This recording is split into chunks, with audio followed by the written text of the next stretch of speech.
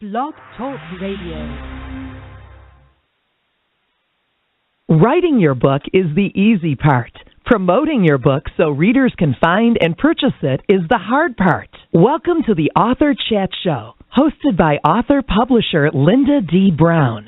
Follow us at www.facebook.com/authorchat. And to contact the show to promote your book, contact me at theauthorchatshow@gmail.com. Stay tuned and listen to today's show.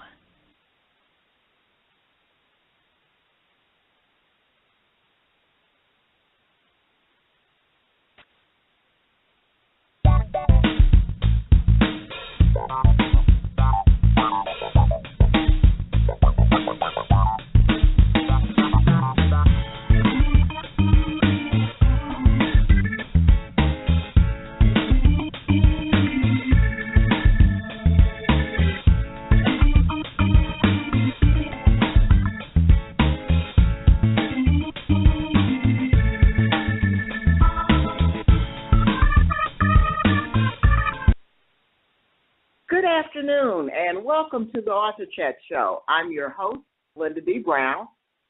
To start off this Memorial Day weekend, I have a very special guest. I have with me author Chris Miles. Chris is known as the cash flow expert, and I'm sure, along with the rest of you guys, I'm very eager to hear what he has to say about how we can find more money and how to actually make our money work for us. This is Chris's first time on the Author Chat Show, and we'll be right back to chat with him about his methods of money making after a word from today's sponsor. PrimeStar Publicity and Public Relations is a full-service firm ready to fill the needs of their clients. Owner Helen Cook has more than 32 years of publicity, public relations, advertising, and marketing experience, and she focuses her professional talents on working with her clients' strengths to create customized, strategic campaigns, whether their needs are great or small. Radio, TV, print, internet, publicity, marketing, creating a social media presence, branding, client positioning, author tours, speaking events. These are just some of the services PrimeStar provides for their clients.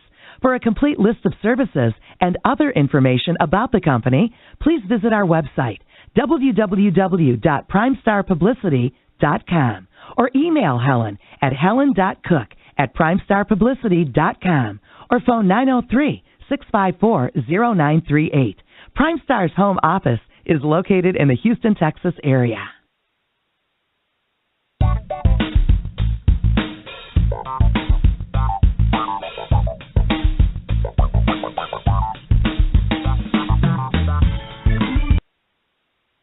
All right.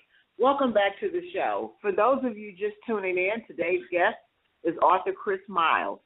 Chris has been on major newspapers, television shows. He's known as the cash flow expert, and he's going to be talking to us today about how to find $3,000 in 30 minutes, how to find $4,000 in 45 minutes. So this is Chris's first time on the show, so let's bring him on with a warm author chat welcome. Chris, welcome to the show. Hey, Linda, how you doing? I am doing wonderful. How are you today? Just wonderful myself. Grateful to be on. Great. Wonderful. Beautiful day here. I'm not sure where you're located. I'm here in St. Louis, Missouri. Just an absolutely beautiful day. Where are you located, Chris? We're out in Utah. We got a little bit of wetness out here, but it's we need it. Okay. Chris, since this is your first time on the show, why don't we get started by you telling us a little bit about yourself? Yeah, so you already mentioned, definitely I'm a cash flow expert, and how that is I started out 13 years ago as a financial advisor, did that for 4 years, and realized pretty quickly it doesn't work. It doesn't really help people become financially free. And so back in 2006, I actually went away from that, and I said, you know what, enough's enough. I can't teach this anymore and stay in integrity.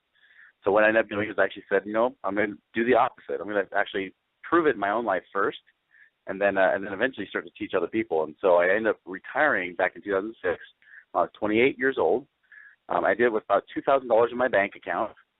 And then from there, I started to feel more of a passion and a calling to help more people. And so that's what I started doing. I started really teaching these kind of things and really helping people create real financial freedom, something where money doesn't become the primary thing that drives them in their lives, that can control you, regardless of how much money you have. That it really is a state of pocketbook. It's not a state of pocketbook. It's a state of your mind. It's a state of who you are. Mm-hmm. Absolutely. You also discussed, Chris, about being a good steward over your money, and I guess that just ties into what you were just saying. When you have a moral compass that's very important to you, there are certain things that you are going to do, certain things that you're not going to do.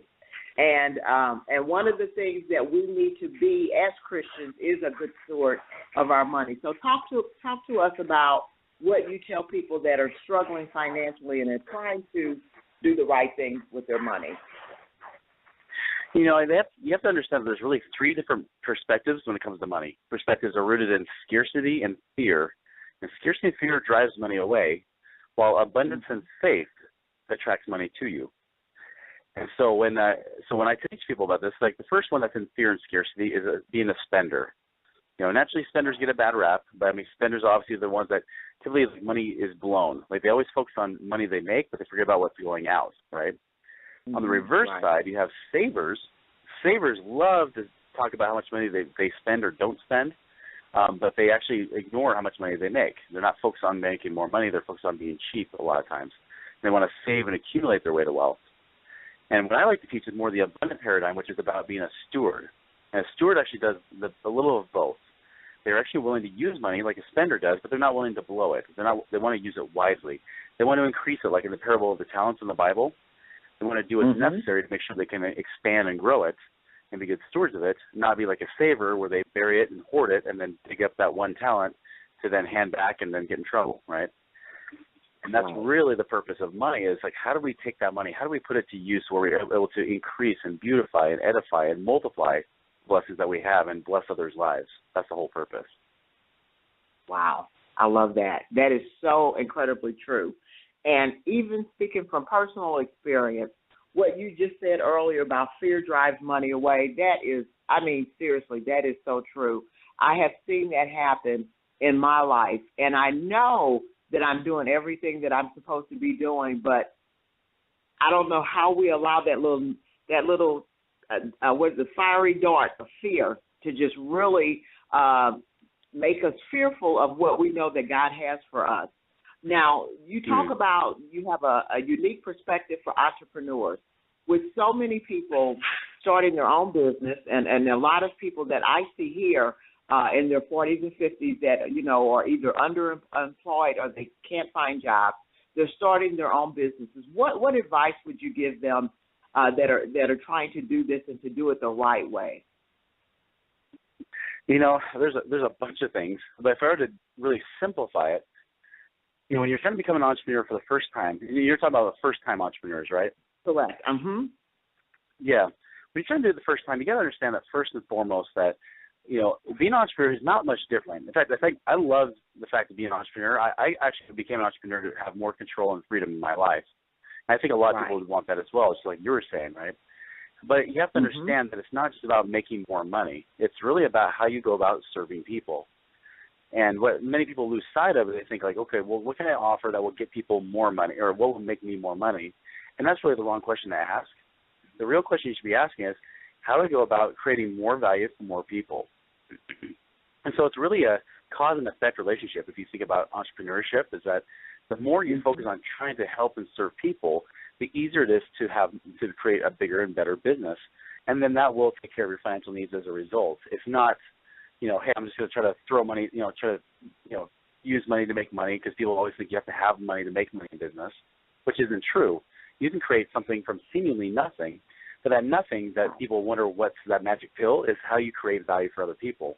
You focus on that first and foremost, focus on how to give people what they really want, and there'll be no challenge at all in being able to have a business, especially if you have the right skill sets involved.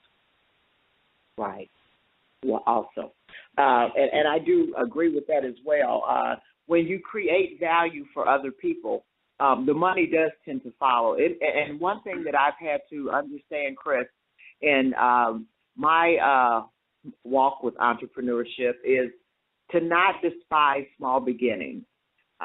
You have to take it slow, and you have to really listen to what it is that God or the Holy Spirit is telling you to do in order to really bring value to somebody else's life. So I agree with that wholeheartedly. Now, one of the things that we discussed when we were discussing and setting up your interview, you talk about, and I think this is very relevant, like I said, for those of us that are in the position we're doing what we feel that we're using the talents that God has given us. Tell us how to find $3,000 in 30 minutes. I know that's one of the things that you discuss on your show and also when you're out speaking. Tell us how we can go about doing that. Rephrase that question another way for me, please. Okay. You talk about how you can find $3,000 in 30 minutes. Mm-hmm. In your, I see that on your website, right? Tell us some of the things that we can do to free up $3,000 in 30 minutes. You bet. So there's a few key things you do. I don't know if focus just on a few because there's really a number of ways. My average client frees up about $32,000 a year, whether it's money saved or money earned.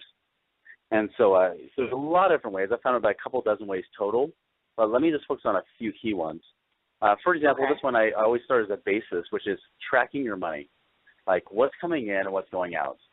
You remember I mentioned before in scarcity that those that are savers only like to look what's going out, not so much what's coming in. And then spenders like to see what's coming in, but not necessarily what's going out. And you've got to do both. Mm-hmm. You want to see what's coming in and going out, and not looking at this from a place of judgment. Because you mentioned a little bit of this earlier, but I think a lot of people need to have more grace and more understanding that where you are financially is really an image of where you've been, not necessarily who you are. Like it's really a byproduct of that. And so when you're looking at the money, don't look at it from a place of attachment or a place of emotion, but to say, hey, here's where I am. Like this is what's coming in, this is what's going out. What can I do that will make this the most productive possible with the resources I have? If there's things you're spending money on that maybe aren't most productive, then find ways to get rid of that.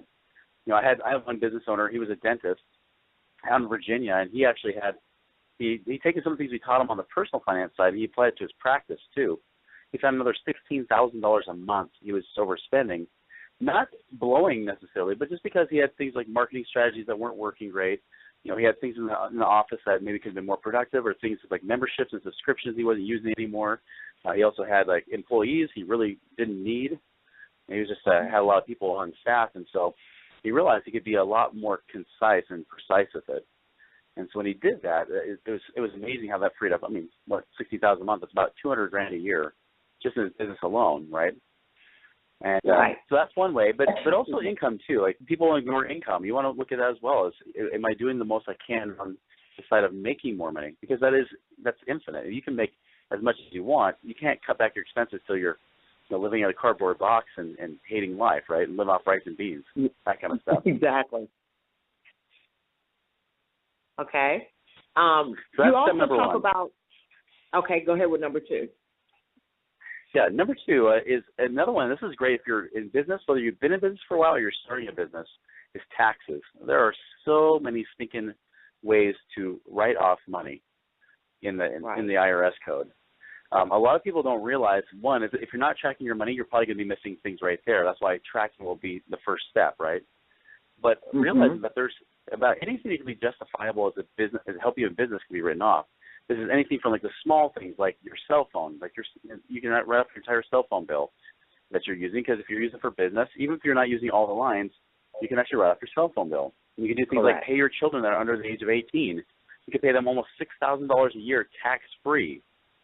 And I had one woman in California, she had 6 kids. She went bonkers when she realized that, because her accountant didn't tell her that. He said, oh, well, no, your kids have to be older before they get paid. And when we realized, like, no, kids can do jobs that may or may not require a lot of skill, right? I mean, sure, taking out the garbage, you could do that when you're 3. But, it could be other things like, do you use, your kids in marketing? Do you use them in, videos? Do you use them in print materials and advertising and marketing and things like that? Do you use them as baby models, right? I had 3 of my kids used recently in a bubble commercial. They got paid $12 an hour. And that was in Utah. So I know they're being dirt cheap with them. They could have paid them a lot more. In fact, I demand that my kids get paid more than that. So, I mean, there's all kinds of things you can do, and that's, I mean, for her, that's just that woman in California, I freed up about $13,000 a year from paying herself the same amount of wages as before, but now she's able to write it off. So It's huge. You know, there's even things like with your home, like you can write off your home in a way where you can actually rent your home, say once a month or no more than 14 days out of the year. If you're paying yourself $1,250 for every day you use your home, you'd be writing off like at least $15,000 a year right there, saving you between $3,000 and $6,000 a year. So if you were trying to find $3,000 in 30 minutes, for some of you, that one strategy alone could be it right there. Now, I have to share this with you, and because I believe in being transparent. I do that as an author, and also with the podcast. I do write off the things that I use, and also a portion of my home, just like you were saying, on my taxes. However, it put me where my income was so low that I could not qualify to even buy a car. So what would you say to someone that's in a situation like that? Yeah, I mean, everything has to depend on what that is. Now, that one strategy I told you about with your home, you're actually writing off your home office expense, so that's showing up as an expense on your taxes, right? But what I'm talking about is actually paying yourself income as your company renting from you, right, which does count as income. So even though you do get as a write-off for your taxes, you're counting it as income, but the difference is because it's a rental type of thing. You see, rental income, you only count if you've paid, somebody's paid you rent for more than 14 days out of the year. So what if you stopped at 12 or 13 days, right? What if you just paid yourself 1 day a month? That's 12 days a year. That's 12, like I say, $1,250 a day. That's like the day use of a Marriott type of room. If you're using a room in Marriott for an entire day, including the audio visual equipment and everything you're using, wireless internet and everything else, that if you total that up, about $1,250 is pretty standard for the Marriott. So if you just use that same standard and say, well, I'm going to pay for the use of my house 1 day out of the month, you have meeting notes and things like that, that's $15,000 a year that is showing up as income, but does not get counted as taxable income, meaning that you pay zero tax on that money. So you're right. You definitely want to show income, especially if you're trying to get loans.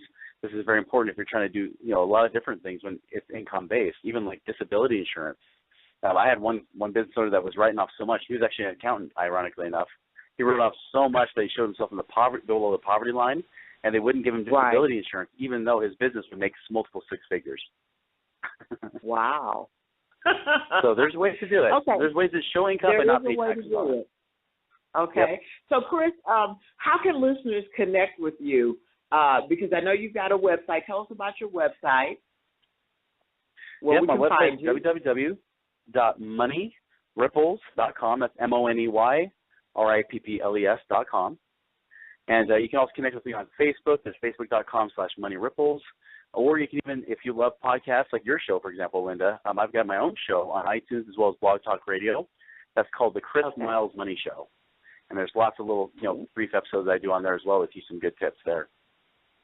Wonderful. Well, we're going to take a station break and come back and chat with Chris a little bit more about all of these unique ways that he comes up with having you be a good steward over your money. So let's just hold it while we take a quick break. We'll be right back, Chris.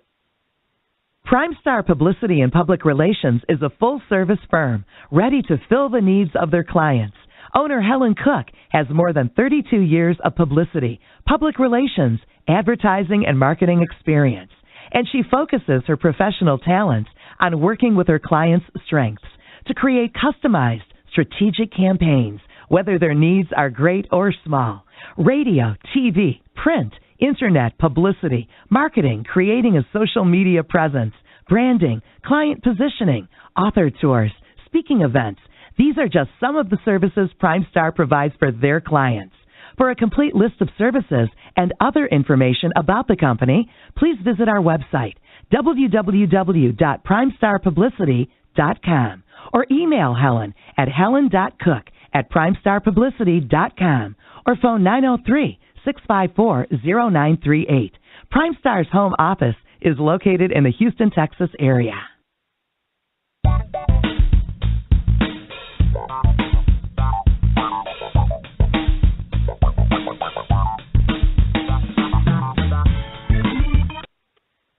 All welcome back to the show. We're chatting with author Chris Miles. He's known as the cash flow expert.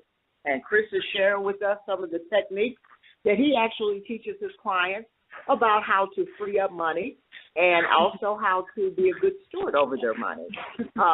Chris, we were just talking about different ways that you can write off money, which I think is absolutely fabulous. Do you ever think that they will actually redo the tax code and just make it maybe a flat tax rate? What are your thoughts on that? That wouldn't be a bad idea. I wouldn't mind it. I mean, it's kind of interesting. I mean, I would love a flat tax rate. I don't know if it'll actually ever happen. I know Herman Cain came up with that. I thought it was a great idea. I'm sure he's not the first one, but I really like that idea. But even if they don't, I mean, this is one reason why we are incentivized to try to produce more. But this is why we want to take advantage of those tax breaks that we have as business owners. Because sadly enough, people that are like doctors, for example, that do not own their own businesses, they actually just work as part of the practice, they get hammered on taxes every year. I was shocked because I remember when I got, this is kind of a money-saving tip as well. When I first got a corporation back in 2005, I remember my tax rate, even though I made double the money in 2005 compared to 2004, I paid half the taxes just because I had a business.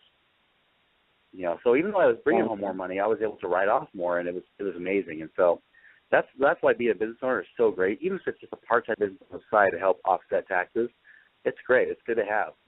Absolutely, absolutely. Now, I know that you definitely also have a Christian perspective with your business. With so many churches running into financial issues, do you have many churches or pastors as clients, and what can you do to assist them with their financial problems? Actually, my mom asks those kind of questions a lot as well, where she's on the board of her local church. Okay. It's interesting because what I find especially among the Christian denominations, right? I find a lot of guilt around money. I find a ton of guilt. And this is especially true even in Utah. I mean, Utah, they're very conservative. They're absolutely like anti-debt. They're almost anti-money. And it shows up in their life. And the thing is that, I was talking with a preacher, a minister today, just this morning, and he was talking about his book. He was talking about abundance and money and wealth and things like that. And, we're talking about the scripture in the Bible where it says that, it's easier for a camel to crawl through the eye of a needle than for a rich man to get to heaven, right? And, right. And of course, when we talk about the eye of the needle, we're talking about that's the gateway, and then, camels would have to actually get down on their knees, just like symbolic of us getting on our own knees and be able to get through that gate. And there requires a certain amount of humility. But, I see money differently. Some people see money as something that's through luck or exploitation. I see it through value creation. I see it through it's very formulaic. It's like we're doing things to serve people. Really, money is just a receipt of service. It's evidence of us serving people. And so, if anything, I think if the more lives we're blessing, the more money that comes. That's an amazing thing to have happen in our lives. And when we have more money, it allows us to be more of who we are. Because money is just a magnifier of the soul. It doesn't make us any worse unless we already sucked in the first place. If we were horrible in the first place, then naturally we're just going to be worse with money. If we're someone who's prideful, we'll become more prideful with money. Money just amplifies whoever we already are. So focus on being a great person first. Focus on creating value for people, and then let that money flow in and use that money to bless people's lives. And that works both within organizations like churches as well as individuals' lives. It's always the same. The same principles work everywhere. I so agree with that. One of the things that I grew up as a Baptist, and you're right, there is definitely this mindset that money is evil. Money is the root of all evil, and they take that totally out of context. But this is the way a lot of people are raised in the church. But what I tell people all the time is this: how can you be a blessing to someone else if you need to be blessed? Oh. Yeah, it's really hard for God to use a broke servant, isn't it?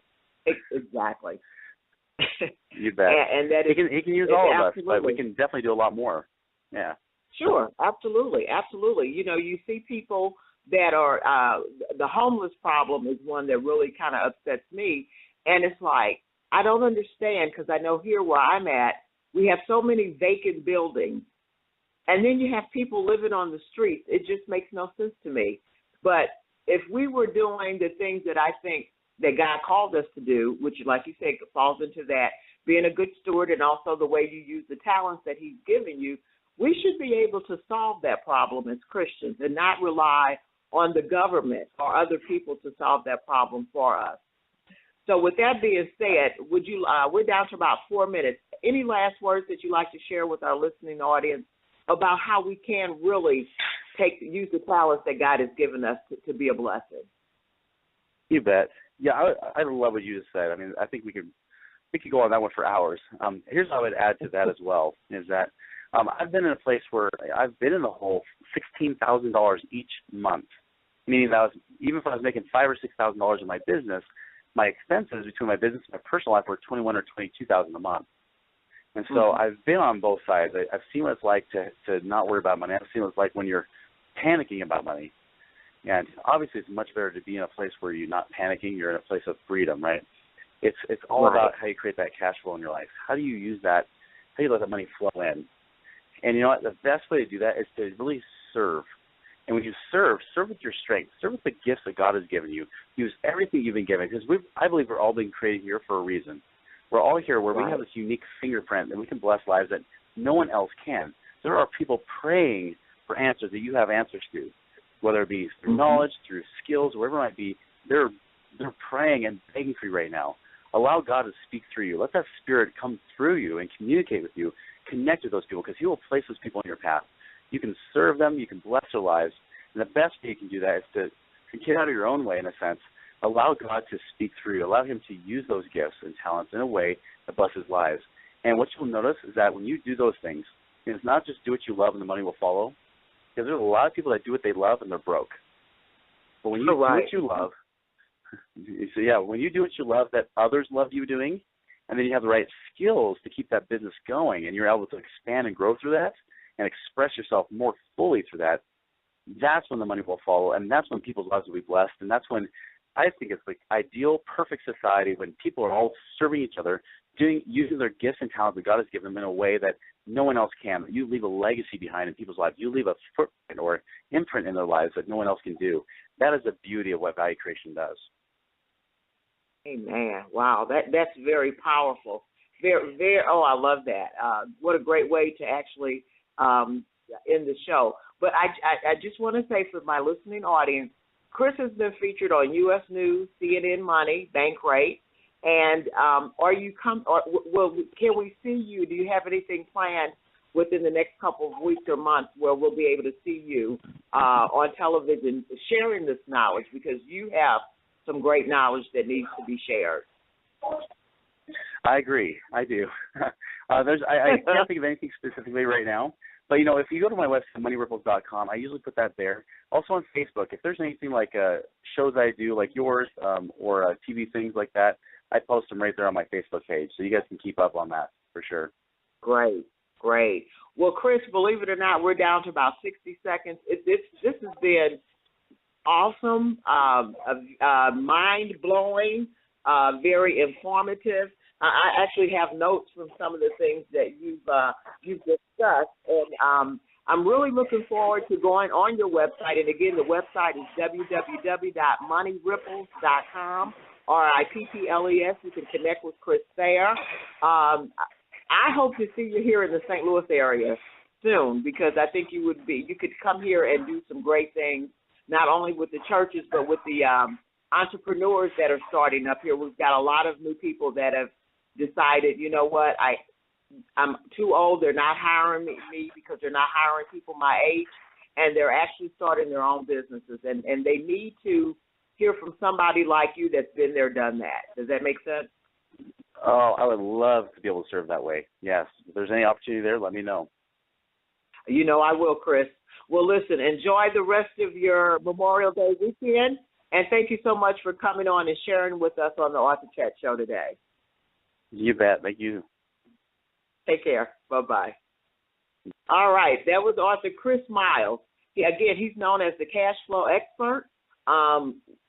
Great information, great perspective on money. This has just been an awesome show. So I encourage you to go to his website, www.moneyripples.com, and connect with him. You can also find him on Facebook, and we'll stay connected with Chris. And if there is an opportunity to have him back on the show, I'll definitely have him come back on. Thank you so much for tuning in with us today. We will not be broadcasting tomorrow. It is the Memorial Day weekend, and I enjoy spending time with my family, and I definitely want you to spend time with yours. So thank you for tuning in, and we'll catch you here next week on the Arthur Chat Show. Good night.